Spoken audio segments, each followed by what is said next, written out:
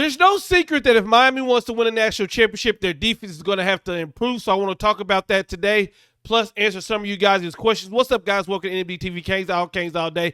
If you're rocking with the U, then you know what to do. Hit that like and subscribe button so you never miss out on a video. And big shout out to the Kane Gang members. I appreciate you guys so much for signing up with the membership on the channel. If you too want to get extra content, then make sure you check that out, because this week I will be posting a members only video tonight. And we got the members only podcast for this week. But let's talk about some questions that you guys have.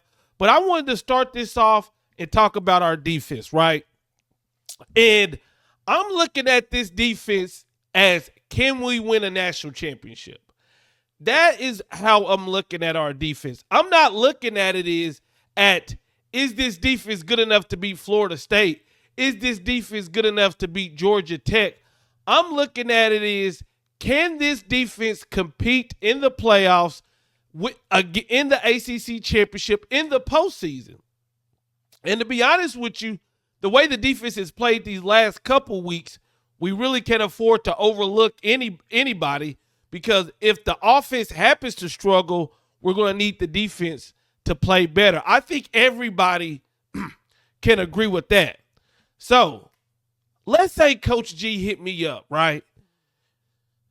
What's up, Coach G? Yeah, you want to know how to solve your defense? I'm going to give you my opinion, right? I'm going to give you my opinion. Here's what I think this team should do. Lead on your strength. And our strength is the defensive line. We have to call in our defensive line and say, we're not blitzing anymore. Or we're not going to be blitzing as much. So Ruben Bain, Barrow, Barron, all y'all boys, Clark, we need y'all to get to the quarterback, because we're not bringing extra people. Because right now, just when I look at our defense, here's what I say. We can't tackle, and I feel like, I don't have the numbers to back this up.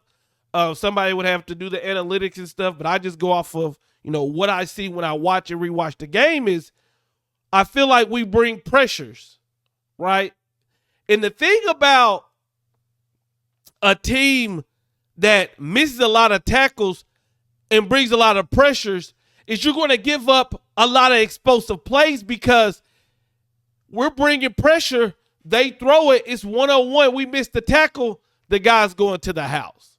So our main thing is we got to tackle better, because I have seen Coach G not bring pressure, and our guys, they either A, look lost in the zone, or B, they missed the tackle and then the explosive happened. So what I would do is I would say, D-line, we're only going to be rushing 3 or 4. We're going to be rushing 3 or 4. Linebackers and corners, linebackers, y'all have to react better. I mean, sometimes, like the first drive, the second drive, where they go to Isaac Brown, he breaks the run, then he trips. Then the next play, they give it to Isaac Brown, and he takes it to the house versus Louisville. And I know in one of those plays, we had 2 players in one gap. The other time, I'm like, rewinded it, play it, rewinded it, play it. And I'm like, what was supposed to be the answer to this? Where are our linebackers? Where are our safeties? Where is our outside contain? So I think because of our offense, because of the type of offense we have to simplify this defense. But we have to say, look, if you're going to beat this team, you're going to have 15 play drives. And we just got to hope that our defense can force turnovers. That's all we need. If we can get 1 or 2 turnovers, our offense is proven to be good enough to put points on the board. Because when we run man, it seems like the crossing route is always there. The slant route is always there. I actually feel like we've done good on the outside when they throw jump balls and stuff. I feel like we've been there. But when they run in routes, slant routes, mesh routes, they're catching it every time. And it's like we got a DB running behind the guy. I look at that play, it was towards the end of the game, but Daryl Porter makes a play on the ball, and I think that was because we were in zone. But then I also look at we were in zone. We only rushed 3. We didn't rush Ruben Bain. I don't know about not rushing Ruben Bain. And then the corner, we drop it to a cover 3. The corner doesn't go with Brooks because there was nobody on the outside, and we give up a touchdown. So the first thing I would say is we got to tackle better, which is tough to do nowadays because of the new rules, the new safety practice rules. But we have to tackle players. This isn't all on the scheme. And then scheme-wise, I think we got to play a safer defense. And we got to say, look, if you're going to beat us, you're going to have to nickel and dime and be patient. Nickel and dime and be patient. Nickel, dime, nickel, dime. And then most of the time, there's going to be a turnover. And when we force that turnover, that's when we can change the game. Also, special teams. We can't be allowing kick returns and stuff because I honestly believe the defense would have – I just feel like that kick return just really hurt everybody. It just changed the whole game and then the fumble. But we got to tackle better, and I would like to see a safer style of defense. This is coming from a guy who loves to blitz. This is coming from a guy who grew up loving Rex Ryan, loving Jimmy Johnson from the Eagles, loving a blitzing style defense, loving Coach Guidry last year. The one thing I'll say about our DBs last year is they could tackle. And our linebackers, I felt like, tackled better last year. Right now, the tackling isn't there. And when we miss a tackle, it's going to the house. We're running man. They're not going to the house, but it's a big game.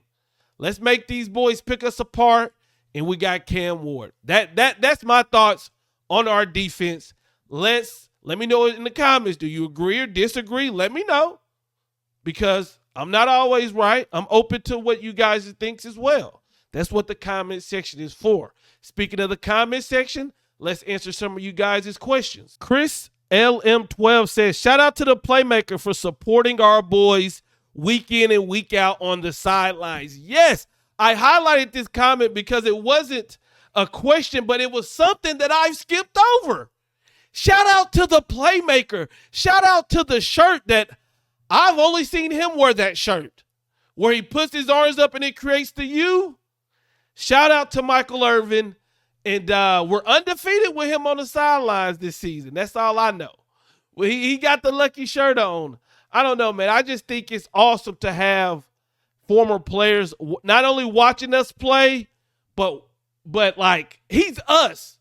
Like, the way that Michael Irvin be acting in the game, all, nervous and jumping, that's how I be acting.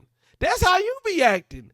So it's cool to see somebody of his stature basically be one of us and love the Canes like he do. So big shout out to the Playmaker. That was a great comment. The Juice 5966 says River made a big difference in the running game. Yes, the running game altogether was amazing. And if you look at the drive in the third quarter, that is the Mario Cristobal style.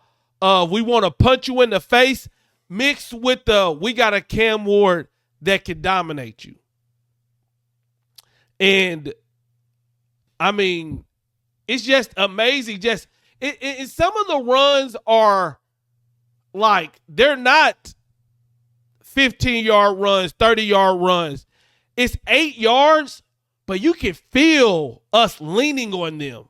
You can feel the running backs pounding them. And I think we got to give the coaches credit, right? I feel like, and when I say this, I'm talking to myself. When things go bad, I can make 7 videos about what's going wrong. But when they do something good, we just barely mention it. And when you look at the utilization of Markel Bell and Jalen Rivers, I love the way they did that. How we used our running backs, I love the way they did that. And shout out to Coach Cristobal, Coach Dawson, because both of them in their press conference gave a lot of credit to Coach Merritt. Because Coach Merritt said, listen, A.J. Allen's been busting his ass in practice. I think he can really give us a spark. And boy, when he came in the game, he did. I love me some A.J. Allen, man. Speaking of No Quit 1986, and speaking of special teams, we got to find a playmaker at both kick and punt returner. Then find some lightning to complement the Thunder. Don't sleep on FSU. That's a dangerous team that would love to spoil our season. Go Canes. Okay, so the first part of this, we need a playmaker at the punt return and kick return position. Here's what I say. Don't touch it. Don't mess with it. Don't play with it. Leave them boys alone. And here's why I say that. There has been years and years and years of this Miami Hurricanes program where we've put the fastest guy back there and he muffs the punt. Muffs this one, muffs that one. Knock on wood. This season we have had no muff punts, no crazy disasters. We can trust those guys that we have now. Leave them boys alone. I want to know, what do you guys think? Do y'all agree with no quit? Because my motto is, long as you secure that ball and you get that ball to Cam Ward, I'm okay with it. I'd rather safely get the ball to Cam Ward than say, well, maybe we can put this guy back here because he can make a couple guys miss and he ends up muffing. That's how I look at kick return and punt return. But what do you guys think?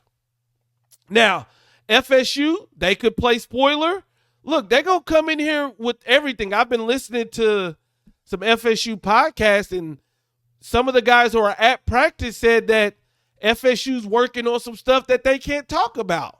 So you best believe they're going to come out with trick plays. They're going to come out with gadget plays.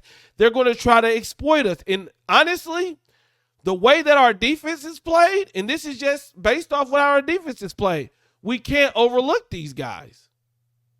We have to go in there and handle business. Then if we go in there and we're taking care of business, then we pour it on. But if we go in there thinking that FSU's just going to lay down, I don't know if that's going to be true. I think we have to make them lay down. And then we bring out that belt and we add insult to injury. Britton Kane, 8830, says, any timeline on Damari Brown coming back? Patterson needs to play more. Okay, so Damari Brown, they said, and this is Coach Mario Cristobal, which this was the postseason interview. So, I mean, this was the presser with the Miami Hurricanes media, not with the Joe Rose. So it's hard for me to guess if he's telling the truth. But according to him, Damari Brown will be back at the back end of the season and hopefully in the postseason.